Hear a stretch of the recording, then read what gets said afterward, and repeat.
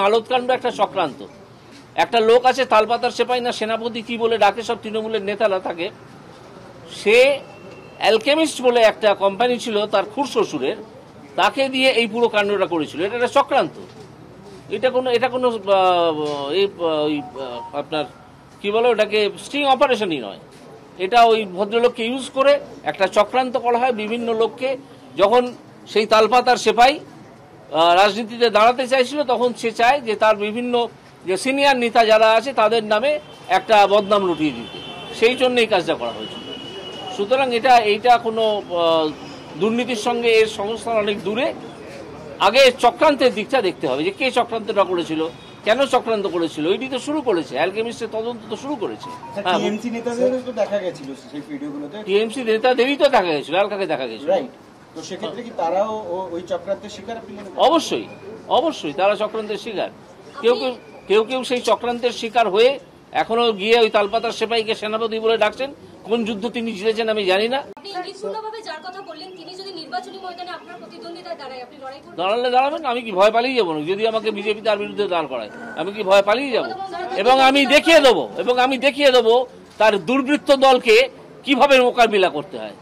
তার একটা পরিষ্কার দুর্বৃত্ত দল আছে ডায়মন্ড হারবারে, তাদের মোকাবিলা করেই তাকে লক্ষ লক্ষ ভোটে হারাবো। তাহলে একটা মিনিংফুল লড়াই হবে। কারণ মমতা বন্দ্যোপাধ্যায়কে আমি একজন প্রকৃত রাজনীতিবিদ বলে মনে করি। কোনো তালপাতার সেপাইকে আমি দুষ্কৃতির বেশি কোনো সম্মান দিতে পারবো না। যাকে অন্যরা সেনাপতি বলছেন, না নাম বলবো না, আমি অনেক নাম, আমি কি এখানে কোনো স্ল্যাং ল্যাঙ্গুয়েজ ইউজ করতে এসেছি যে আমি তার নাম নেব? এই মুহূর্তে রাজ্যের রাজনীতিতে তৃণমূল বলে যে দলটি আছে সেটা সম্পূর্ণ একটি দুষ্কৃতীদের দল। এটাকে কোনো পলিটিক্যাল পার্টি বলে আমি মনে করি না। এটা একটা যাত্রা পার্টি, পলিটিক্যাল পার্টি নয়। যাত্রা পার্টি যেমন বিবেক থাকে, তাদের তেমন বিবেক আছে। একটা যাত্রা, আমি পলিটিক্যাল পার্টি বলে তৃণমূলকে মনেই করি না। তৃণমূল একটা যাত্রা পার্টি। তাদের যাত্রাপালার নাম হচ্ছে মামাটি মানুষ। এদের যেমন বিবেক বলে একটা চরিত্র থাকে প্রতিটা যাত্রায়, তাদের আছে। কেউ হঠাৎ বিবেকবান হয়ে ওঠেন, সেখানে যেমন ছোট লোকের চরিত্র থাকে, মধুমতালের চরিত্র থাকে, এরকম সব অনেক কিছু আছে সেই দলে। আছেই তো, দুর্নীতিগ্রস্তই তো দলটি সম্পূর্ণ দুর্নীতিগ্রস্ত দিয়ে তৈরি। আর কিছু লোক যারা ভালো লোক আছেন, কিছু লোক নিশ্চয়ই ভালো লোক আছেন, যারা কিছু না বুঝে সেখানে ঢুকে পড়েছিলেন আর বেরোতে পারছেন না। কালকে এরকম একজন পণ্ডিত মানুষের সঙ্গে আমার কথা হয়েছে, তিনি আমাকে বললেন যে ভাই আমি তো বুঝতেই পারিনি যে এরা এত দুর্নীতিগ্রস্ত। তিনি প্রচুর অভিযোগ করলেন এবং তথ্য দিয়ে অভিযোগ করলেন বর্তমানের একজন মন্ত্রীর বিরুদ্ধে।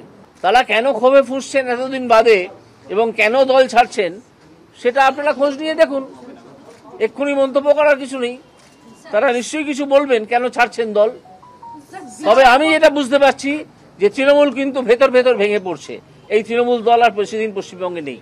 আমার মনে হচ্ছে তৃণমূল দলটি যেভাবে নড়বড়ে হয়ে গেছে এবং যেরকম ভেতরে ভেতরে ভাঙছে বিভিন্ন চাপে, তারা নিজেরাই ভেঙে পড়ছে।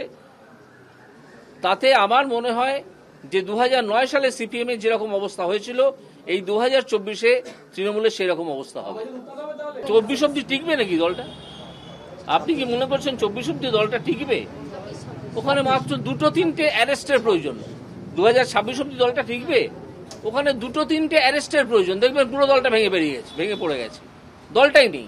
Mamata Banerjee, yes, like other political personalities, she is also one political personality. What else?